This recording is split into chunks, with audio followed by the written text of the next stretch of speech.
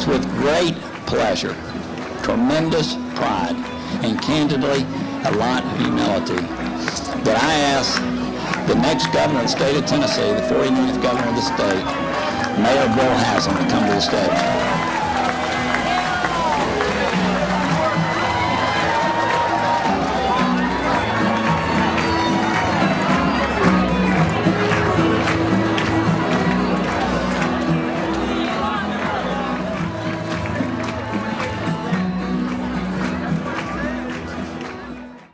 William E. Haslam was born on August 23, 1958, in Knoxville, Tennessee, to James and Cynthia Haslam.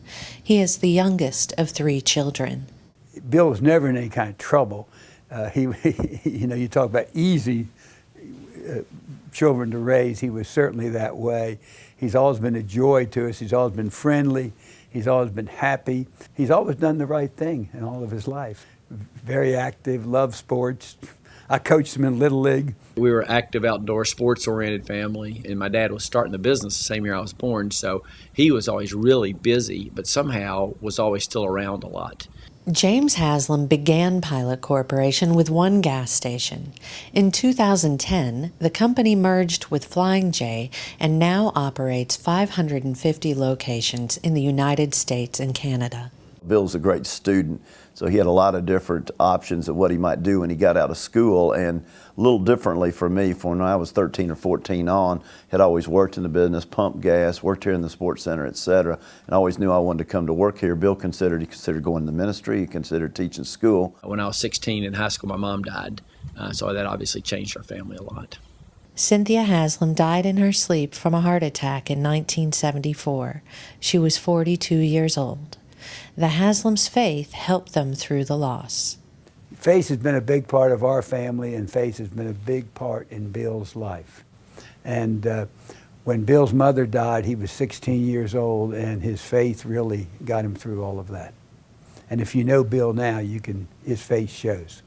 What you believe determines what you do. So in my case, I'd say it has everything to do with what I'm doing. I honestly think this is, running for governor is what I'm supposed to be doing. Appreciate you taking time to vote. We went to meet you.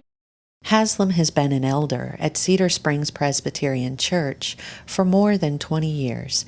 He met his wife through faith-based college organizations. We both went to Emory University in Atlanta, and the first time we met was like at the first day when they have student orientation, and you visit all the different campus groups, and we met at a Christian fellowship table there. And he said, I said, I want to join something. And he said, oh, well, you can be a leader. I'm going to be a leader.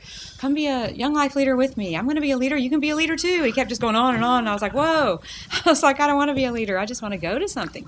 And so anyway, that was my first impression. And he had a name tag on that said Bill Haslam, Knoxville. And I said, well, I'm from Tennessee. I'm from Memphis.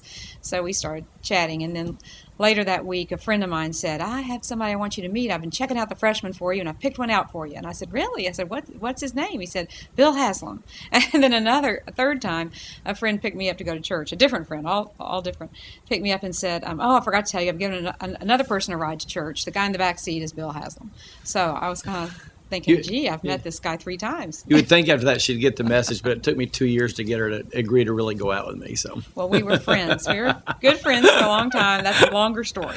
I had to get in line to get a date with her, but anyway.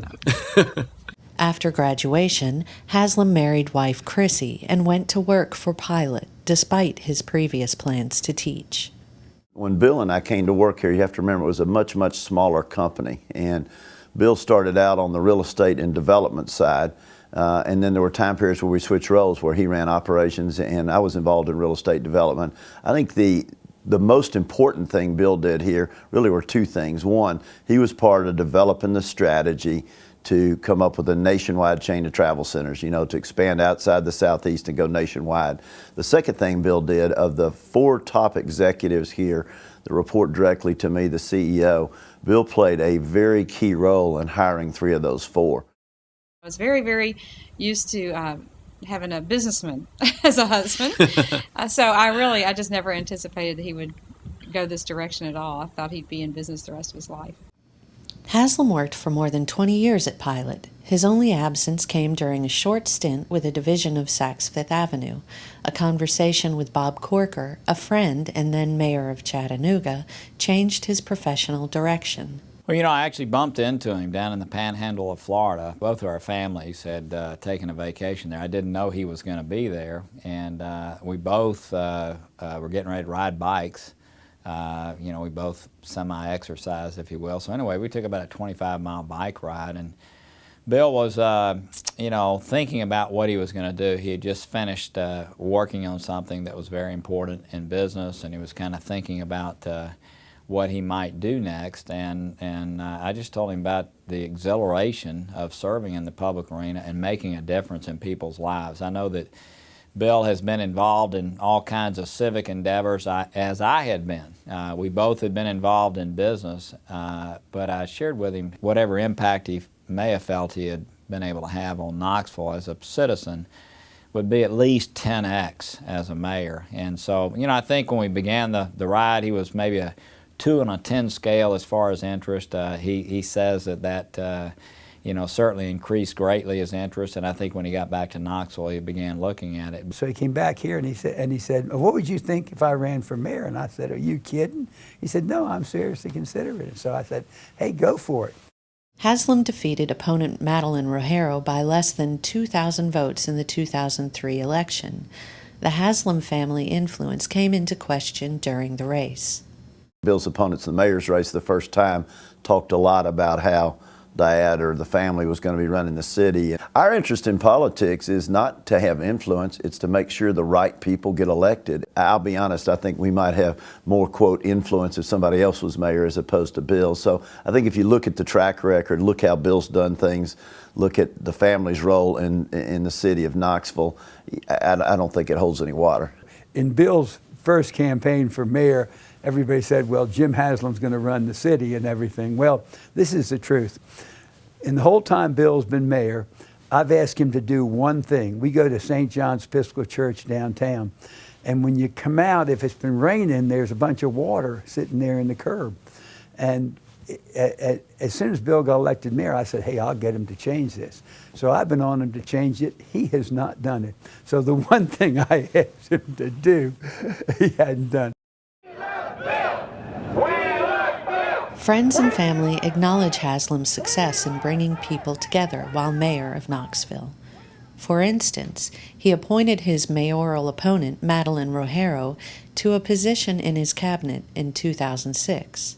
The city's budget is in good shape and property taxes remain low, but a tax increase in his first term was widely criticized by his gubernatorial opponents. Haslam also points to downtown development and the attraction of new businesses to Knoxville as mayoral achievements. He decided to run for governor after it became apparent that former Senator Bill Frist would not. Haslam announced his candidacy in Knoxville on January 6, 2009. It starts with I've loved being mayor for the last 7 years. I've been incredibly, pleased with what kind of difference you can make. I just think it matters a lot who we put in public office. Bill Haslam, mayor up in Knoxville, running for governor. We're honored to have you vote. We're here planning a project for school, so it was a real surprise to see his bus pull up. I got my picture made with him, so I'm going to show my whole family and everybody in Noodle. I was with Bill when he first started out on this journey, when he decided that he wanted to be a public servant for Knoxville. My community welcomed him with open arms because he was such a gentle person. He welcomed everybody to come and help him. We knocked on doors together on Saturdays. He was down in Walter P. Taylor homes in my community where people in the community won't even go. And that impressed me more than anything, that he was willing to go where the people are. His gubernatorial opponents weren't as charitable in their comments. In a campaign ad, Republican primary opponent Zach Wamp criticized him for price gouging on gasoline, and Democratic gubernatorial opponent Mike McWherter attacked him for not revealing his income from Pilot. I've been thinking about our governor's race here in Tennessee. This Bill Haslam ain't our guy. He's a billionaire oil man who price gouged working Tennesseans when we were hurting the most. I'm aware that he has revealed what he considers to be his personal assets, but he has not revealed anything that may be involved with Pilot. And I don't buy the lame excuse that it's intrusive to his other family members. My personal opinion is that when voters of Tennessee who voted in the Republican primary, so many of them decided to vote for him was because they wanted someone similar to Phil Bredesen, a businessman, someone with a business background.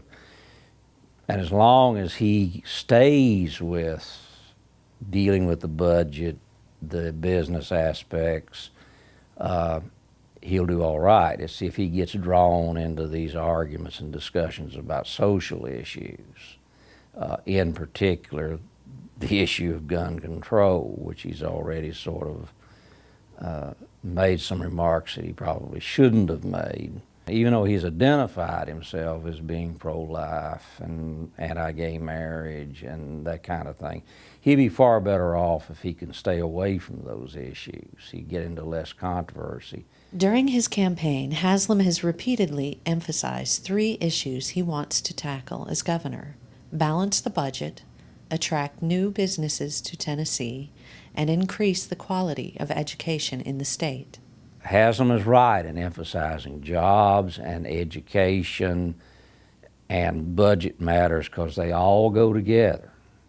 If we can't balance the budget and at the same time provide decent education, we're not going to be very attractive to the people who make decisions. Despite criticism, Tennessee voters elected Haslam as their next governor in a landslide victory over Mike McWherter. He was very gracious. He called to say congratulations, it was a good race, and that he appreciated the work that I'd put into it, and that if he could help in any way, he would be glad to do it. As a mayor, he was a convener. He brought people together. He tried to solve problems. He tried to work with people. He appointed his opponent in the mayoral race to his cabinet, right? I mean, that shows the kind of person he is as it relates to reaching out. So you know, I think what they see in Bill is somebody who really is pragmatic, who wants to solve problems, who wants to be inclusive, and I think that's why you're seeing so much support. The other thing about Bill that when people get to know him, they see is he really is a public servant. Bill has no ego at all, no ego at all. I think he's got the right personality, and I think he's got a ton of energy, which we need right now, and I think that he's got the character. So. I'm Bill Haslam, and I approve that message.